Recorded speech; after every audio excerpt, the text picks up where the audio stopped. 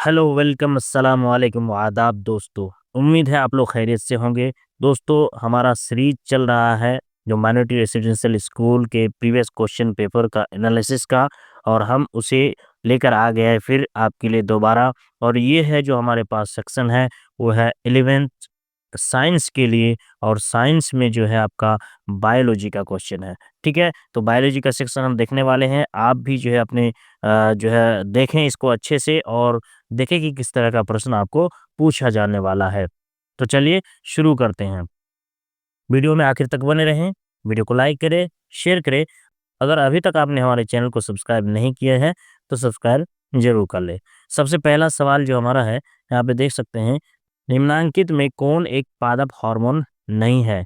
Oxytocin, ethylene, cytokinin या auxin. तो इसमें सही ऑप्शन क्या है? इसका सही ऑप्शन है ऑक्सीटोसिन। ठीक है, इंग्लिश में भी दिया हुआ है। जो लोग इंग्लिश से समझने वाले हैं वो इंग्लिश को भी देखते जाएंगे साथ ही साथ में। Which one of the following is not a cyto hormone, यहाँ पे दिया हुआ। तो आप जो है इसका क्वेश्चन आप ले लीजिएगा, तो आप उसे इंग्लिश में देख लीजिएगा, तो आपके लिए आसानी हो जाएगी। ठीक है, 62 नंबर सवाल, निम्नलिखित में कौन किसी पारिस्थितिक तंत्र का एक जैव घटक हो सकता है? पारिस्थितिक तंत्र का जैव घटक हो सकता है। ऑप्शन नंबर ए तापमान है, दूसरा कवक है, तीसरा वायु, चौथा मृदा। तो कवक जो है जैव घटक का, पारिस्थितिक तंत्र का जैव घटक हो सकता है। ऑप्शन बी बिल्कुल सही है। अगला सवाल है 63 नंबर, सामान्य अनुशीथिलन रक्त दाब होता है, यानी कि the normal diastolic blood pressure. ये क्या होता है? आपका 130 mm, 120 mm, 100 mm या 80 mm। तो सही ऑप्शन क्या है इसका? 80 mm, यानी ऑप्शन नंबर डी सही है। अगला सवाल है, पादप में फ्लोएम उत्तरदायी है। In plants phloem is responsible for, option A जल संवहन, एमिनो अम्ल संवहन, ऑक्सीजन संवहन, भोजन संवहन। तो सही जवाब इसका क्या है? डी, यानी कि भोजन संवहन। अगला सवाल है सवाल नंबर 65, न्यूरॉन का वो हिस्सा जहां जानकारी हासिल की जाती है, part of the neuron where information is acquired, क्या होता है? तंत्रिका सिरा, तंत्रिका कक्ष, टेरटॉइड या फिर कोशिका पिंड। तो सही जवाब क्या है इसका? डेंट्रॉइड। ठीक है, डेंट्राइट। ये आप इंग्लिश में देख सकते हैं। सिर्फ आप अगर माइनॉरिटी रेसिडेंशियल स्कूल 9th या फिर 11th के लिए तैयारी कर रहे हैं तो आप अच्छे से तैयारी करें। इस तरह के प्रश्न जो आपने देखा आपको समझ में आ गया होगा कि आप 11th वालों को 10th क्लास से पूछा जाता है। तो 10th का नोट्स और 9th का भी नोट्स रेडी है। 10th का नोट हमारा अब लाइव है, 10th का टेस्ट सीरीज भी लाइव है। आप टोटल टेस्ट सीरीज आपको सब्जेक्ट वाइज मिल जाएगा। ठीक है, आर्ट्स का बायोलॉजी का अलग से मिल जाएगा, उसके बाद मैथ का मिल जाएगा, साथ ही साथ आपको आर्ट्स का भी मिल जाएगा। ये 11th वालों के लिए अलग अलग क्वेश्चन पेपर के साथ, यानी कि प्रीवियस क्वेश्चन पेपर जो आप देख रहे हैं ये उसके साथ फ्री में होगा। और अभी ऑफर प्राइस में आपको सिर्फ और सिर्फ 90 रुपीज़ में मिल रहा है। तो आप डाउनलोड लिंक जो है इसमें दिया हुआ है, आप इसमें टेलीग्राम का चैनल का लिंक भी दिया हुआ है, आप उससे भी जुड़ सकते हैं। इस तरह की कोई समस्या होगी तो आप उससे हमसे संपर्क भी कर सकते हैं। अगला सवाल है 66, आनुवंशिकता का सिद्धांत किसने प्रस्तावित किया? ऑप्शन नंबर एक लामार्क, चार्ल्स डार्विन, उसके बाद आपका ग्रेगर जॉन मेंडल, इनमें से कोई नहीं। तो सही जवाब क्या हो जाएगा आपका? Gregor John Mendel. ठीक है, अगला सवाल है, प्रकाश संश्लेषण की प्रकाश अभिक्रिया निर्भर करती है जल पर, सूरज की रोशनी पर, क्लोरोफिल पर, इनमें से सभी पर। तो सही ऑप्शन क्या हो जाएगा? इनमें से सभी पर। अगला सवाल है, गुर्दे में उत्पादित मूत्र मूत्राशय में जाता है कैसे? मूत्रमार्ग से, मूत्रवाहिनी से, एवं भी दोनों, इनमें से कोई नहीं। तो सही जवाब क्या है? मूत्रवाहिनी से जो है मूत्राशय में जाता है। अगला सवाल है, फूल में नर प्रजनन अंग है, वर्तिका, वर्तिकाग्र, अंडाशय या फिर पुंकेश्वर, पुंकेशर। तो सही जवाब इसका क्या है? पुंकेशर। ऑप्शन डी बिल्कुल सही है। स्त्री केसर जो है मादा के लिए होता है और इसके लिए पुंकेसर। अगला सवाल है, द ओरिजिन ऑफ स्पीसीज इनके द्वारा लिखा गया, यानी द ओरिजिन ऑफ स्पीसीज किसने लिखा? ग्रेगर जॉन मेंडल, वीजमैन या फिर चार्ल्स डार्विन या फिर लामार्क। तो ऑप्शन सही क्या है आपका? सी नंबर, यानी कि चार्ल्स डार्विन। वीडियो को देखने के साथ साथ लाइक भी करें, शेयर भी करें, और तमाम स्टूडेंट्स तक आप इसे जो है शेयर करने के साथ साथ चैनल को अगर आपने सब्सक्राइब नहीं किया है तो सब्सक्राइब भी जरूर कर लें। और बच्चों, इसका जो है नोट्स, प्रीवियस क्वेश्चन और इसका टेस्ट सीरीज आपको मिल जाएगा वीडियो को डिस्क्रिप्शन में लिंक, आप वहाँ से इसको ले सकते हैं, डाउनलोड कर सकते हैं। आपके सारे सवाल उसी टेस्ट सीरीज से आने वाला है। अगला सवाल है, निम्न में से कौन सा मादा जनतंत्र का भाग नहीं है? मादा जननतंत्र का भाग नहीं है। गर्भाशय, शुक्रवाहिका, डिंबवाहिनी या फिर अंडाशय। इंग्लिश में देख लीजिए, which of the following is not A part of female reproductive system? Uterus, vas deferens, oviduct या फिर ओवरी। तो सही ऑप्शन इसका क्या हो जाएगा? बी यानी कि शुक्रवाहिका। अगला सवाल है 72, किस जीव में हीमोग्लोबिन नहीं होता है? मक्खी, पक्षी, मनुष्य, इनमें से कोई नहीं। तो मनुष्य में भी होता है, पक्षी में भी होता है, तो सही जवाब क्या जाएगा? मक्खी, ऑप्शन ए। अगला सवाल है, मनुष्य में श्वेत रक्त कोशिकाओं की जीवन अवधि कितनी होती है? श्वेत रक्त यानी कि WBC, व्हाइट ब्लड कॉर्पसल्स। तो इसका सही जवाब क्या हो जाएगा? 2 से 3 महीना, 20 से 30 दिन, 4 महीना से अधिक, 12 से 20 दिन। तो सही जवाब है इसका डी यानी कि 12 से 20 दिन। अगला सवाल है, पौधों और पशुओं की कोशिकाओं का वैज्ञानिक अध्ययन क्या कहलाता है? Which is the scientific study of plant and animal cell called? Plant और एनिमल सेल की स्टडी को क्या कहा जाता है? ऑप्शन दिया है, कोशिका विज्ञान, उत्तक विज्ञान, आनुवंशिकी या फिर साइटोजेनेटिक्स। तो ऑप्शन ए कोशिका यानी कि साइटोलॉजी बिल्कुल सही है। अगला प्रश्न है, पौधों में भोजन किस रूप में जमा होता है? ग्लूकोज, स्टार्च, प्रोटीन या फैटी एसिड। तो सही जवाब इसका स्टार्च के रूप में जमा होता है पौधों में। प्रसिद्ध पुस्तक द माइक्रोग्राफिया किनके द्वारा लिखी गई थी? Option Robertson, Darwin, Robert Hooke या फिर ब्राउन। तो सही जवाब क्या है? रॉबर्ट हुक ने इसे लिखा था। 77, मानव आहार नाल का सबसे लंबा भाग ग्रास नली है, बड़ी आंत है, छोटी आंत है या आमाशय। तो इसका सही ऑप्शन क्या हो जाएगा? छोटी आंत। नाम छोटी है लेकिन सबसे लंबी आहार नाल है, इसलिए इस बात का ख्याल रखेंगे, छोटी आंत जो है सबसे लंबा है। अगला सवाल है, मनुष्य, बिल्ली तथा चमगादड़ के अग्रपाद हैं? असमजात अंग, समजात अंग, अवशेषी अंग, इनमें से कोई नहीं। सही ऑप्शन इसका क्या हो जाएगा?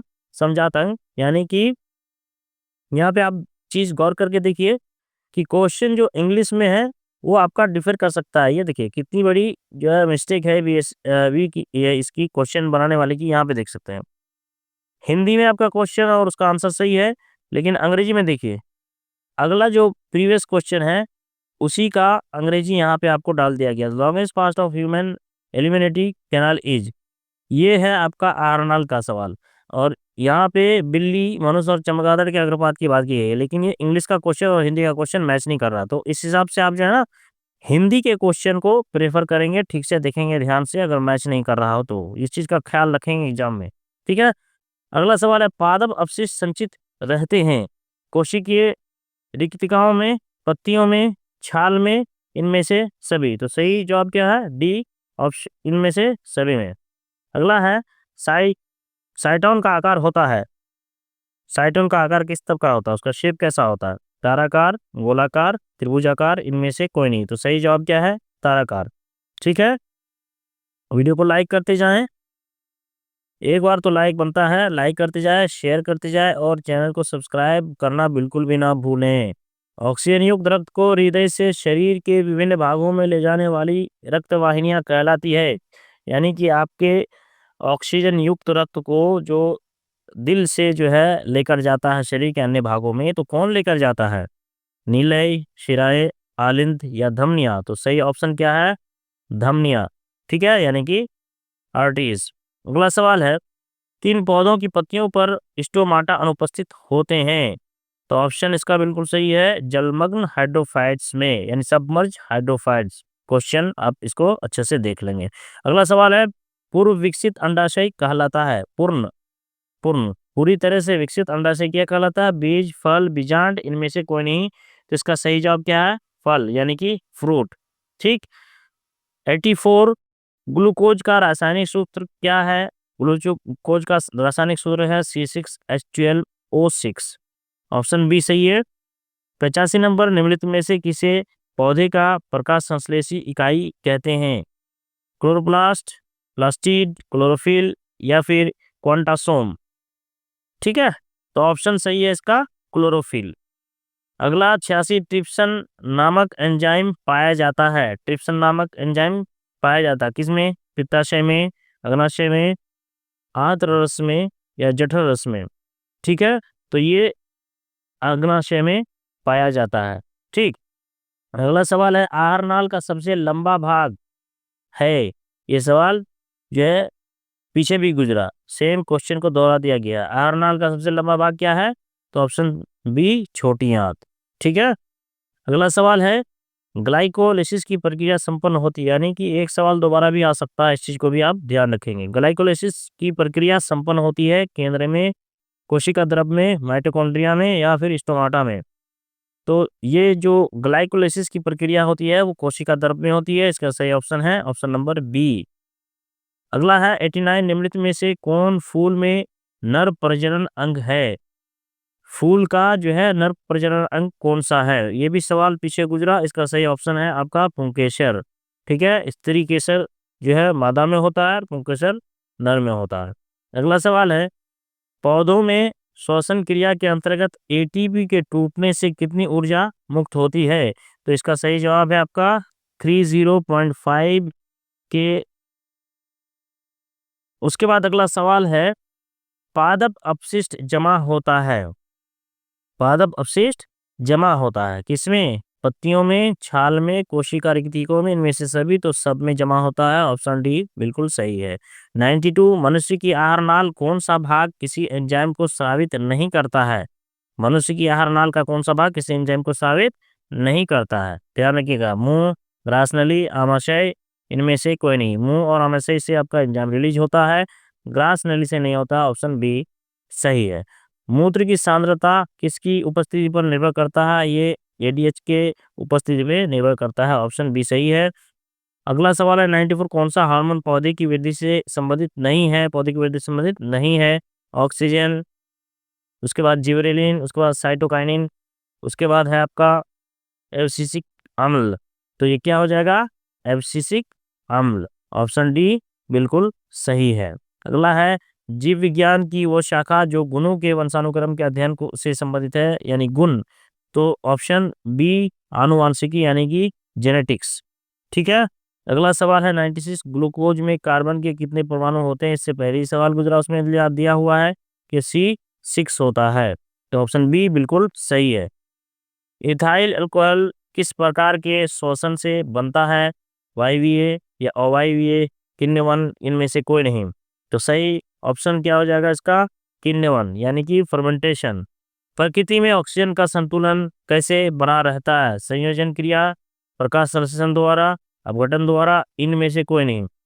तो ऑक्सीजन की जो संतुलन बनी रहती है वो किसके माध्यम से रहती है? प्रकाश संश्लेषण द्वारा, ऑप्शन बी सही है।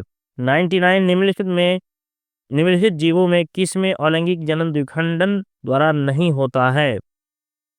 तो इसमें ऑप्शन ए बिल्कुल सही है, लिस्मानिया। ठीक है, तो अगला और अंतिम प्रश्न अंडोत्सर्ग का कारण है। अंडोत्सर्ग का कारण क्या है आपका? आप यहाँ पे ऑप्शन में देख सकते हैं, ऑप्शन बी बिल्कुल सही है, यानी LH। ठीक है, तो ये था 100 प्रश्न बायोलॉजी का।